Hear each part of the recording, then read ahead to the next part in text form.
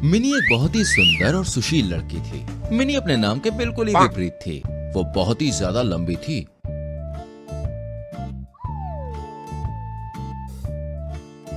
जिस कारण कोई भी लड़का उससे शादी करने के लिए राजी ही नहीं होता था। ऐसे ही एक बार मिनी, कहाँ है बेटी? अरे यार माँ, सामने नहीं ऊपर देखो, यही हूँ मैं। दैया रे दैया, ना जाने कहाँ से इतनी मुश्तंडी जैसी बेटी हो गई मुझे लगा कोई खंबा है। बेटी तू तो बैठी ही रहा कर, ऊपर देख के बात करते करते गर्दन में दर्द होने लगता है मेरे। क्या माँ, आप भी दुनिया की तरह मेरा मजाक बनाने लग गई हो? अच्छा बाबा, रो मत, माफ कर दे। मैं तो बस ये कहने आई थी कि जल्दी से तैयार होकर आ जा, आज लड़के वाले तुझे देखने आ रहे हैं। लेकिन माँ देखो, ये लास्ट बार है, सब आते हैं और बस मेरी बेइज्जती करके चले जाते हैं। बेटी प्लीज तैयार हो जा, आज नहीं तो कल तेरा ब्याह तो करना ही है ना। फिर माँ के कहने पर मिनी तैयार हो जाती है। वहीं जब लड़के वाले आते हैं तो मिनी की हाइट देखकर उसका खूब मजाक उड़ाते हैं और वहां से चले जाते हैं। देखा माँ, आज एक बार फिर से लोग आकर मेरा मजाक बनाकर चले गए। अब तो मुझे शादी ही नहीं करनी है। फिर मिनी रोते हुए घर के बाहर चली जाती है और वहीं वो गलती से एक लड़के से टकरा जाती है। अरे मिनी, तुम? ललित, राइट ना? हाँ हाँ। दरअसल ललित मिनी का क्लासमेट होता है और वो बचपन से ही साथ में पढ़ते थे और सालों बाद मिले थे। वहीं दोनों के नंबर एक्सचेंज होते हैं और बातें शुरू हो जाती हैं। फिर एक दिन, मिनी, मैं एक बात कहूं? I love you. मैं तुमसे शादी करना चाहता हूं। मैं स्कूल टाइम से ही तुम्हें पसंद करता था मिनी, लेकिन कभी हिम्मत नहीं हुई कि मैं तुमसे ये बात बोलूं। सच कहूँ तो मुझे भी तुमसे प्यार हो गया है। मैं भी तुमसे शादी करना चाहती हूँ ललित, लेकिन तुम्हारे घर वालों को मैं पसंद नहीं आई तो? अरे यार, तुम उसकी टेंशन मत लो, मैं सब संभाल लूंगा। फिर मिनी और ललित मिनी के घर वालों की सहमति से शादी कर लेते हैं। और जब ललित मिनी को घर लेकर जाता है तो सास अपनी लंबी बहू देखकर एकदम भड़क जाती है। ललित, तूने इस लंबोड़ी से शादी की है? अरे मेरी इज्जत का तो ख्याल कर लेता। बहू नहीं, ये तो बिजली का खंबा है, खंबा। अरे माँ, जो भी है यही है, और अगर आपको इसे एक्सेप्ट करना है तो आप करो, नहीं करना है तो फिर मत करो। इस बासी लंबी लड़की ने ना जाने मेरे बेटे को कौन सी घुट्टी पिला दी कि ये इसका दीवाना हो गया। इसे तो मैं सबक सिखाकर ही रहूंगी। फिर सास बेचारी मिनी को तरह तरह से परेशान करने का आइडिया खोजने लगती है। वो उससे घर का सारा काम करवाती है और बहू को नौकरानी के जैसे ट्रीट करती है। उससे सीधे मुंह बात तक नहीं करती, लेकिन बेचारी मिनी चुपचाप सब कुछ सहन करती है और अपनी सास को मनाने की कोशिश में लग जाती। फिर एक दिन, आज तो इस लंबती का काम ही तमाम करती हूँ, फिर अपनी पसंद की बहू लाऊंगी।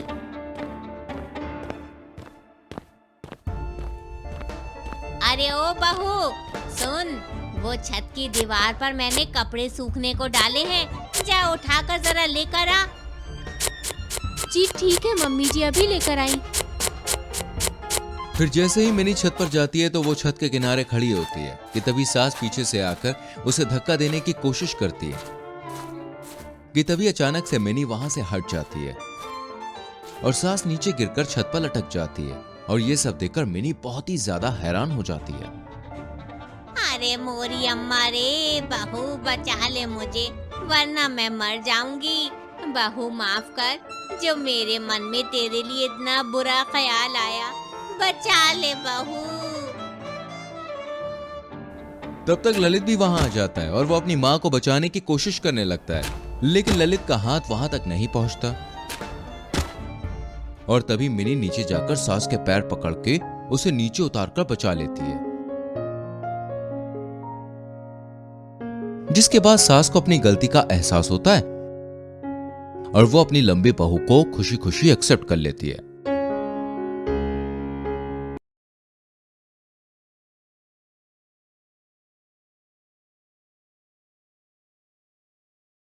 मोहक की माँ बचपन में ही स्वर्ग सिधार गई थी, जिसके बाद उसके पिता ने दूसरी शादी कर ली। संजना भले ही मोहक की सौतेली माँ थी, लेकिन उसने मोहक की सगी माँ से भी ज्यादा उसकी देखभाल की और प्यार दिया।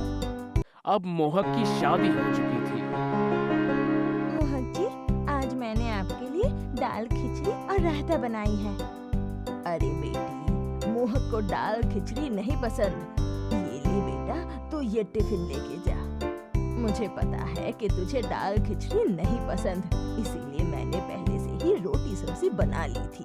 थैंक यू माँ, लव यू। लव यू बेटा। फिर मोहक वहाँ से चला जाता है।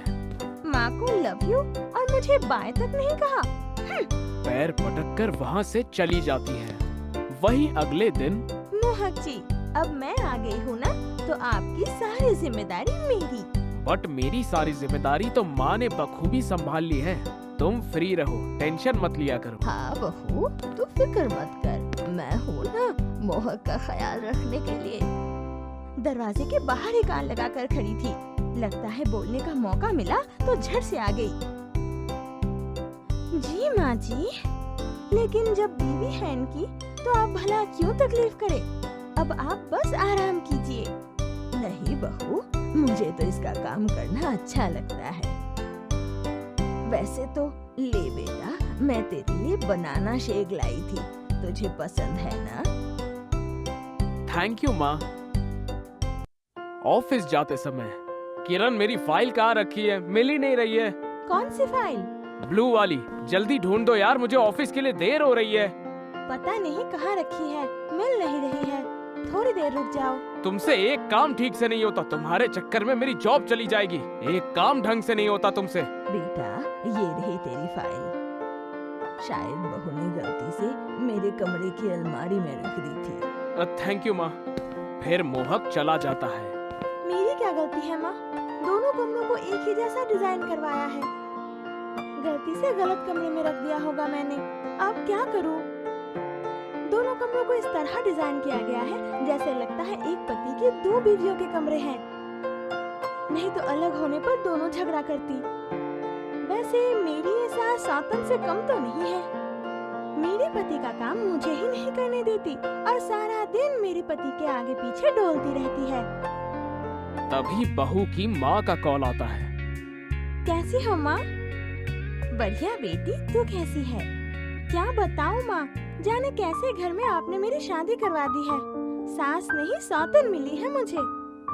अरे सौतेली है ना, और सौतेली सास होती ही ऐसी है। सही कह रही हो आप। 24 घंटे मेरे पति के आगे पीछे नाचती रहती है। मैं तो 2 मिनट चैन से बैठकर उनसे बातें भी नहीं कर पाती। अपने पति का एक भी काम नहीं कर पाती। सब कुछ मेरी सास कर देती है और मुझे ये बिल्कुल नहीं पसंद। आखिर सौतेली माँ होकर वो इतना प्यार क्यों जताएगी? सौतेली माँ कभी सगी नहीं होती है। बेटी, दोनों के बीच में कोई गड़बड़ तो नहीं है? हाँ माँ, मुझे तो कुछ गड़बड़ ही लग रही है। मेरी सास एकदम सौतन की तरह मेरे पति का काम करने के लिए मुझसे बराबरी करती रहती है। हो सकता है कि तेरी सास ने तेरे पति को रिझा रखा हो ताकि सारी प्रॉपर्टी उसके हत्थे आए। मैं ऐसा नहीं होने दे सकती। मुझे कुछ करना ही होगा। वहीं शाम को किरण, मेरे शूज और ये कपड़े धोने के लिए डाल दो, मुझे शाम को बाहर जाना है। ला, मैं कर देती हूँ। किरण को क्यों तकलीफ दे रहा है? अरे लेकिन कैसे? दे दो, उनको ही करने दो एक पत्नी का काम। जैसे कि मेरी सास नहीं, मेरी सौतन बनकर बैठी है सिर पर। ये क्या बकवास कर रही हो? पता भी है तुम क्या कह रही हो? मेरी माँ है वो, और तुम मेरी माँ के दामन पर गंदगी के छींटे मार रही हो। तो और और क्या करूं? बर्ताव तो ऐसे ही करती है। तुम मेरे पति हो, पर तुम्हारा एक भी काम मैं नहीं कर पाती और मेरे हिस्से की सारी बातें, सारा काम वो ही कर देती है। इतना तक कि तुम जाते समय आई लव यू मुझे नहीं उन्हें कहते हो। कितनी गंदी सोच है तुम्हारी। पता है, मेरी माँ की डेथ के बाद इन्होंने ही मुझे पाला पोसा है, बेटे से ज्यादा प्यार किया, यहाँ तक कि सारी प्रॉपर्टी भी इन्हीं के नाम है। अगर माँ फ्रॉड होती या दिखावा करती तो सब कुछ लेकर भाग सकती थी, लेकिन नहीं, इन्होंने मेरी परवाह की, इसीलिए ये मेरा इतना ख्याल रखती है। लेकिन तुम्हारी सोच बहुत छोटी निकली किरण। मुझे तुम्हें अपनी बीवी कहने में भी शर्म आ रही है। वही सांस रोते हुए वहां से चली जाती है। अब किरण को अपनी छोटी सोच के लिए खुद पर बहुत शर्म आ रही थी, लेकिन वो सास से माफी मांगे भी तो किस मुंह से।